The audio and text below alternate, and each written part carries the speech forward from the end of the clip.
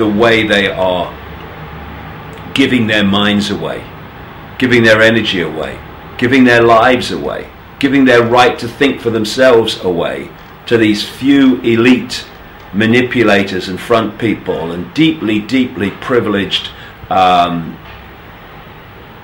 get rich quick on the basis of the energy and the efforts of the people.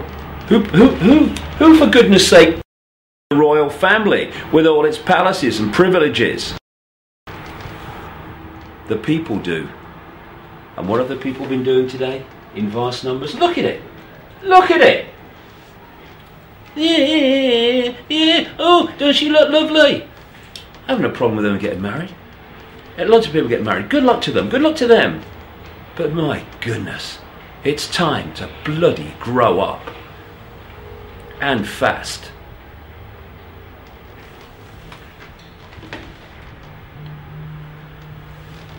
You give her a kiss, that'd be nice.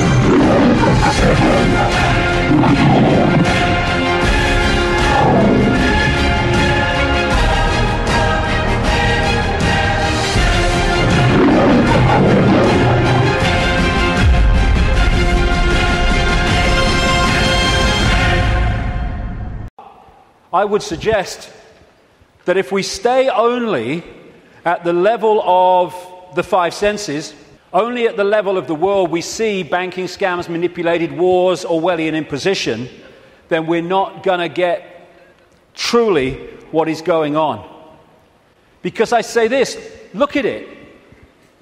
This world has been changing and is changing so rapidly in terms of all different aspects of this control system, the way they manipulate education, manipulate wars, put in the people they want as presidents, give us all this shite through food and drink, control the media, manufacture the global warming scam, big pharma, and 9/11 and all that stuff.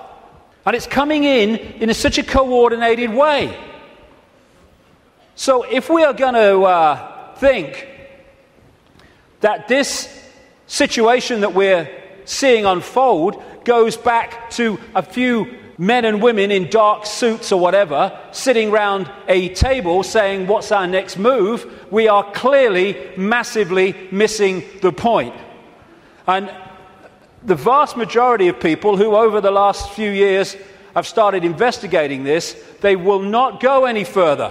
They will not go any further because A, their belief systems won't let them, often their religious belief system, but also they are fearing what other people will think about them if they go into some of these areas I'm going to go into now. What people make of it is up to them. My right to say it is up to me. So yes, it's not just people sitting around a table somewhere in the world discussing the next move. There's the level where we see this unfolding in the news and what have you. Then there's this other dimensional, non-human level to look at, as I will in this section.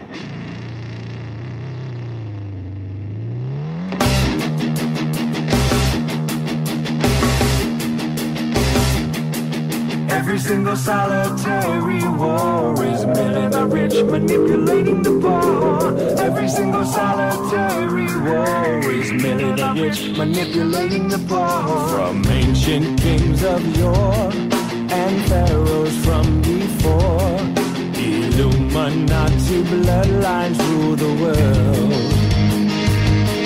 They dress themselves in skin and conquer from within, saluting to our flag as yet unfurled.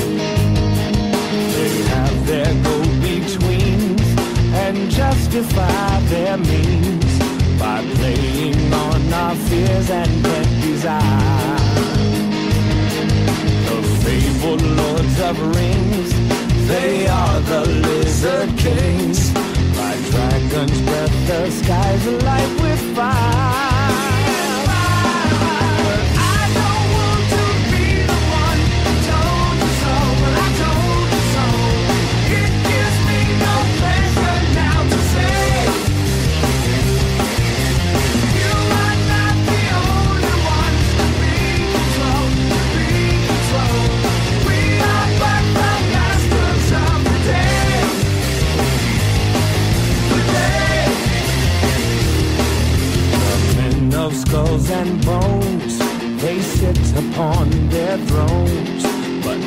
We are just the pawns that we can see.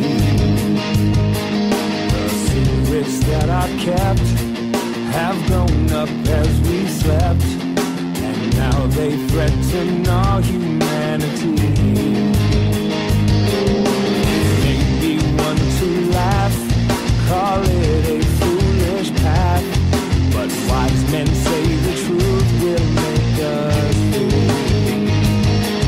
The part that they leave out is that without a doubt, the truth destroys a false reality.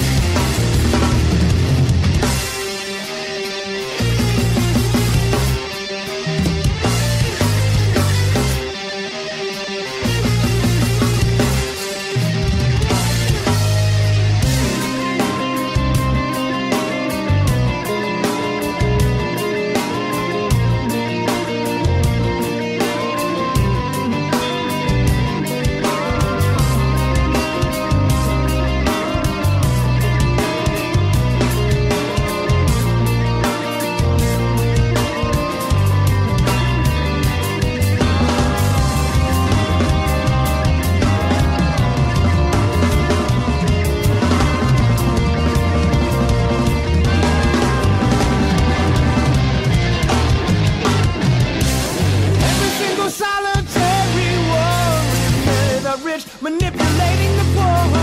Every single solitary war is really the rich manipulating.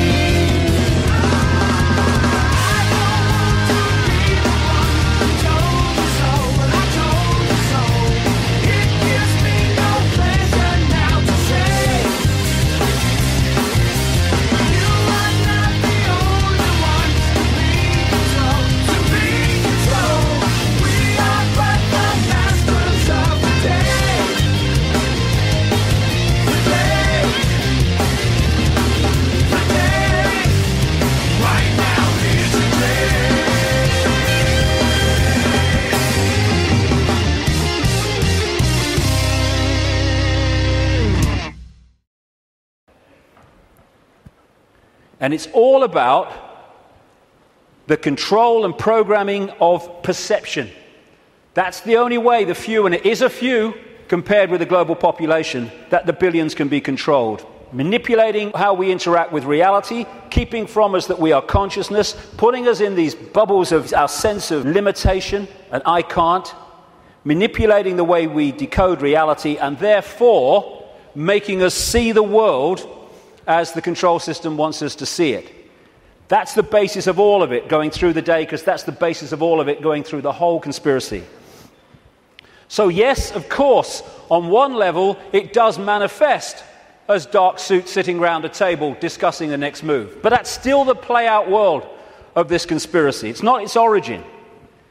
It goes beyond them into the advisors in the shadows, the Mandelsons in this country. Peter Mandelson, if he's not manipulating, he gets withdrawal symptoms, that man.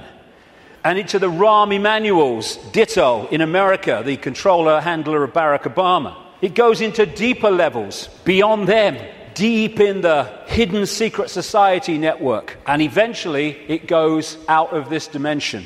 And that's where this whole thing is really coming from. Beyond the frequency range of visible light. And it involves non-human entities. Some of them people call the greys. The main ones, I would say, and have been saying for a long, long time, take a reptilian form. They operate outside. They can come into visible light. But in terms of the reptilian part of this, they can't stay here for that long. So people say, why don't they just come and take over? Because they can't. Or they would. They can come for so long, but their vibrational difference, incompatibility, means they have to leave. They can't stay for long, although there are technological ways they can stay for longer.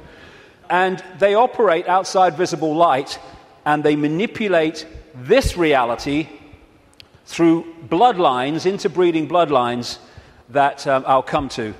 And we call them the Illuminati families. These spiritual beings have been ruling this planet through very specific bloodlines, who long ago swore allegiance to these beings in exchange for wealth and power over the human race, in preparing the whole world for the ultimate spiritual deception these evil entities have planned. These bloodlines are literally able to be traced by genealogists all the way back to ancient Sumer and Babylonia, and these human familiars or pets of the demonic angels have worshipped Satan and his minions under many forms from the time of Sumer right up to our present day.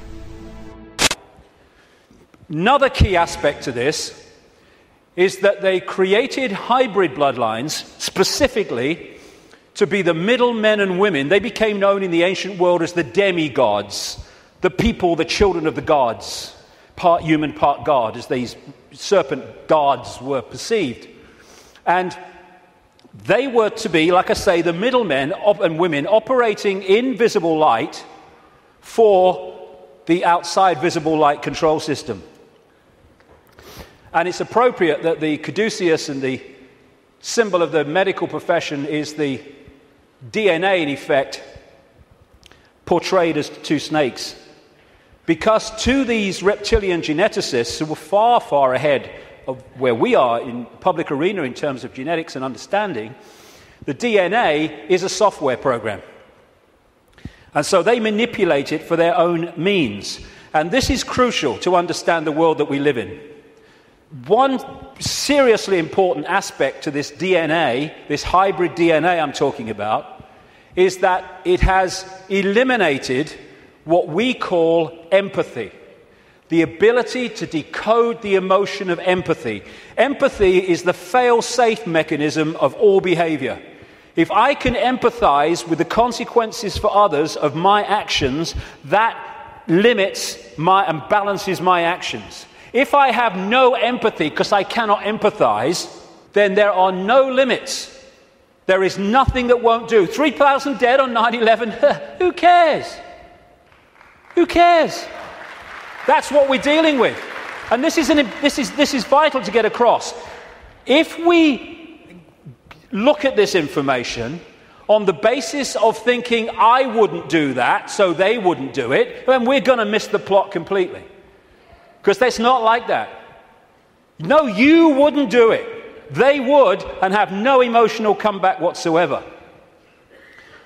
The reason for the interbreeding, the hybrid, is vibrational compatibility. These hybrids have a greater infusion of reptilian DNA than the general population, although we have a lot. And therefore, the resonance is sympathetic to the resonance of these entities operating just outside visible light.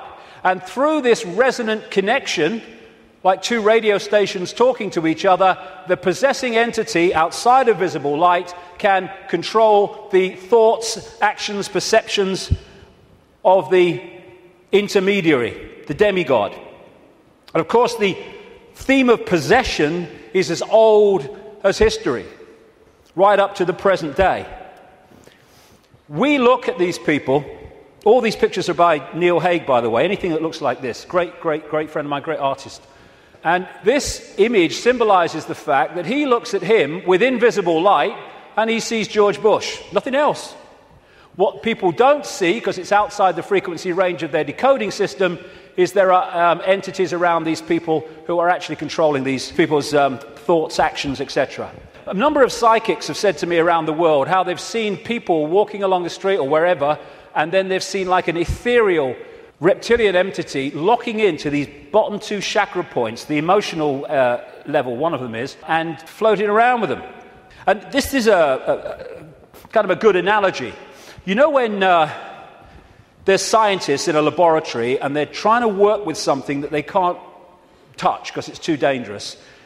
what they're working with will be in a tank, and they'll put gloves on, which allows them to be outside the tank, but to manipulate inside the tank. Well, that is a very good symbol of what I'm talking about. These Illuminati bloodlines, these hybrid bloodlines, operate like those gloves, operating inside this reality. And Neil symbolizes these Illuminati families with invisible light as this bearded man. Whenever you see him as we go along, that is symbolic of the Illuminati families, controlled beyond human sight by these reptilian entities. When the world started to recover from great geological catastrophes, which I'll come to in a second, there were areas of the world that stood out in terms of their abilities and potentials and advancement. These were some of them, and this area is particularly important to the bloodlines I'm talking about.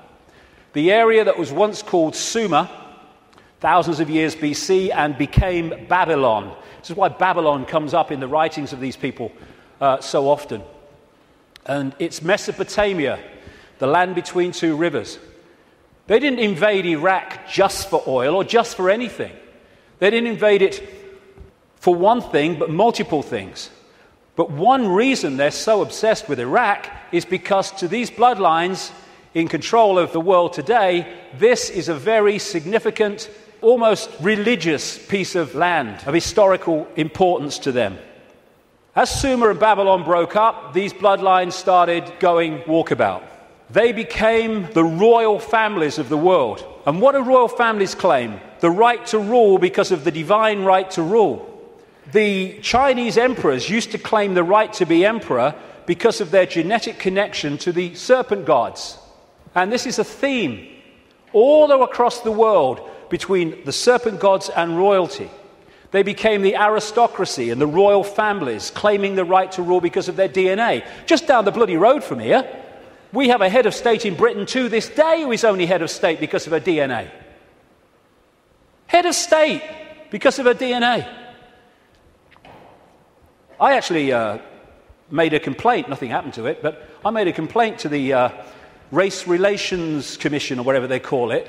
They said, if you see racism, report it. So I reported the royal family. I thought, well, I mean, you would.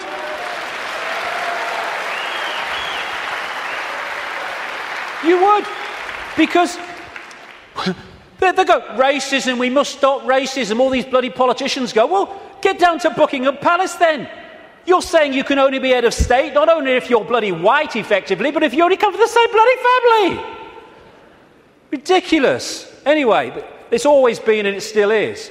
And so these aristocratic and royal families moved on. Eventually, when the people started to rebel against overt royal control dictatorship, these families, some of them stayed in the royal families overtly, and there's still some around, like ours. But these families moved into politics, into banking, into business, and became the dark suit, but they still perceive themselves as royalty, as special because of this genetic connection to the serpent gods. And through the British Empire, the so-called Great British Empire, and the other European empires, as these bloodlines moved up into Europe from the Middle East, etc., they exported these bloodlines all over the world. And we saw them in power in what we call colonization. But there's two types of control. One has a finite life, one can go on forever until it's exposed. The one that has a finite life is a dictatorship that the people under dictatorship can see, touch and taste.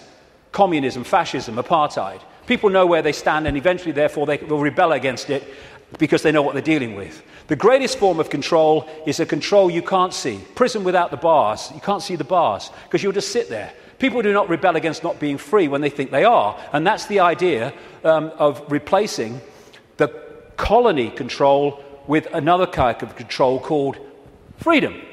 So what happened is, as these colonies, like the United States as it became, etc., and all the others around the world, as they were given independence, what was left out in those countries were the bloodline, under different names, the secret society network that manipulates the bloodline agenda, and those countries have gone on being controlled ever since. But because they have the ability to have a vote every 4 or 5 years, they don't realize they live in a tyranny. And that's how it works, the prison without the bars. And until it's exposed, it'll go on forever. And so these kind of people, especially the Rothschilds, they are major, major players in this. They are the middlemen for the manipulation of this reality from these entities mostly outside of this reality. So there were new beings planted in the garden. Primarily, they had been created to function as sources of food for the collection of gods that had been possessed by evil. Secondarily, they were to be used as physical vessels to be possessed by the gods. Once possessed, they would be used to carry out evil's plan to spread death and destruction on earth. Incest was practiced by ancient Egyptian royalty. Mothers married sons and brothers married sisters to keep the power and the money all in the family. Like their pharaonic ancestors, the British monarchy have a long history of incestuous inbreeding.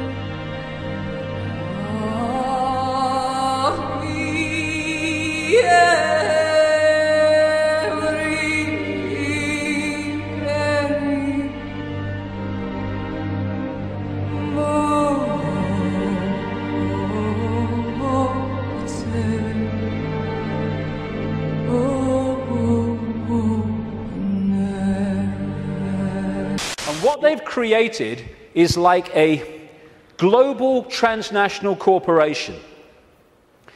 What you have with a corporation is you have a headquarters somewhere in the world, and then in each country you have subsidiary companies of that headquarters, that central point. And all the subsidiaries in the world carry out the policy of the central point. Well, what these Illuminati hybrid family networks have done is create exactly the same, but instead of companies, they are secret society networks.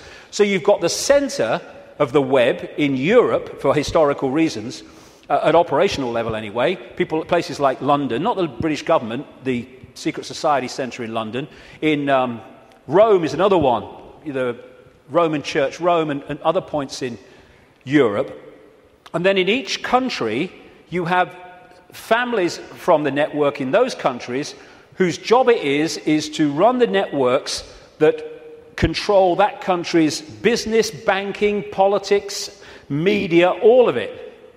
And so what you have is from this central point in Europe, the center of the web, all these different places and countries all over the world then impose on their country what is being dictated here. And that's why as I travel around the world, I see the same things being introduced in different countries at the same time, overwhelmingly justified by the same excuses. It's all a global network.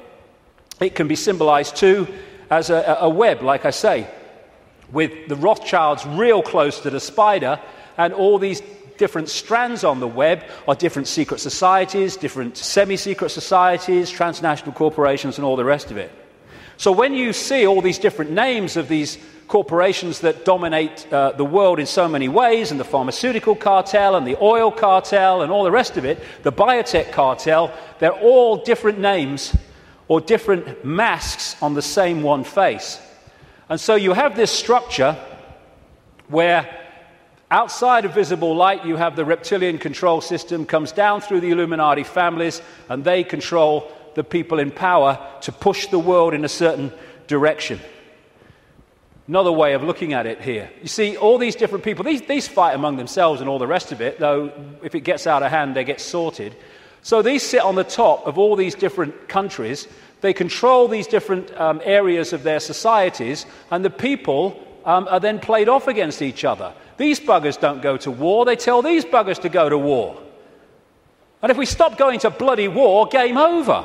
But we do. Ridiculous. That's part of becoming conscious.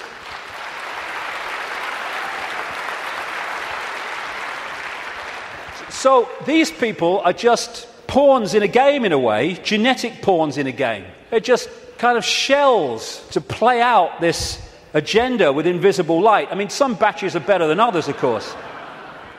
So if you look at the principle of the Trojan horse, the symbol of the Trojan horse, coming into a society and not seeming to be what it is, though taking it over, and you put that on the face, well, you've pretty much got symbolically what we're talking about here. Of course, there is no question that Libya and the world would be better off with Gaddafi out of power. I, along with many other world leaders, have embraced that goal and will actively pursue it through non-military means. But broadening our military mission to include regime change would be a mistake. We have a responsibility to act. That's what's happened in Libya over the course of these last 6 weeks.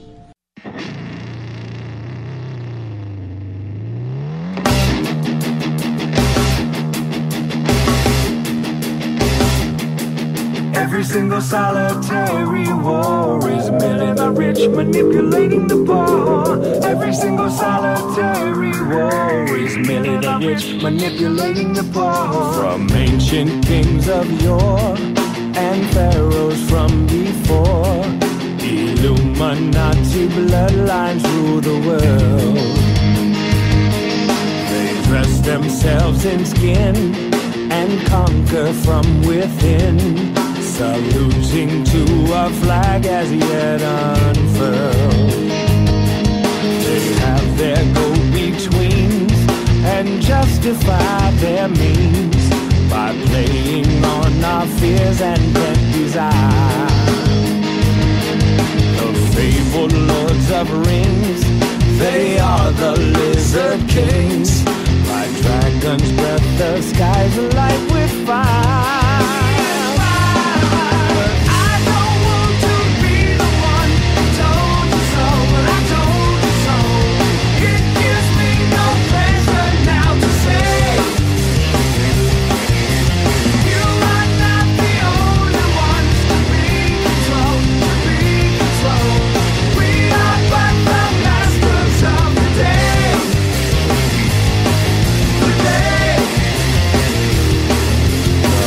Of skulls and bones, they sit upon their thrones, but they are just the pawns that we can see.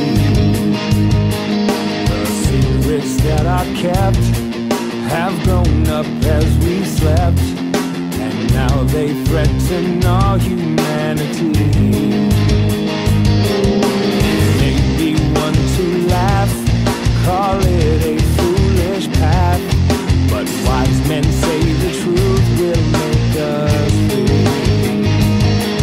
The part that they leave out is that without a doubt, the truth destroys a false reality. Oh, I don't want to be the one who told you so.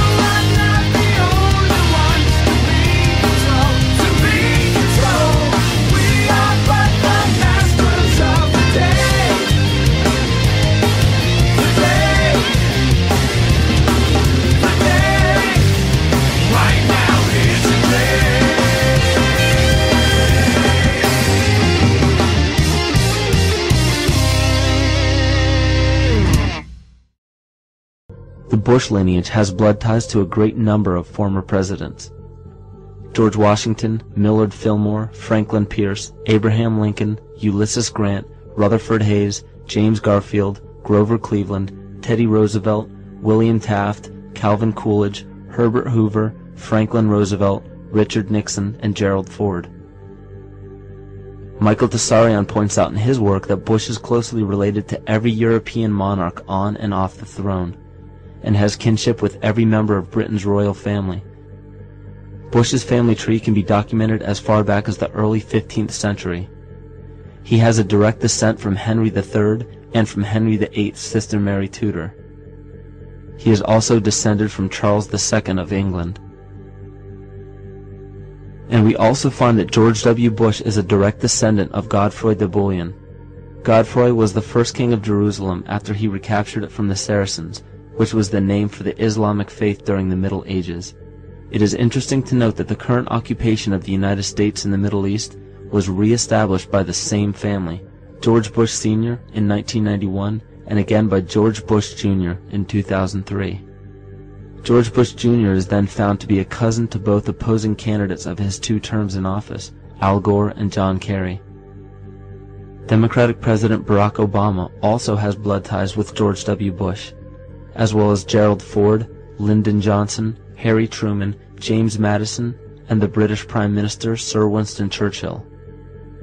On the opposing side of the 2008 presidential ballot, John McCain is descended from Robert the Bruce, King William I of Scotland, and also Godfrey de Bouillon. Let me take you through this, branch by branch. The 101st Airborne Division, air assault. Vice President Dick Cheney, the man who's only a heartbeat away from the presidency, is actually a blood relation. He's President Bush's 9th cousin once removed.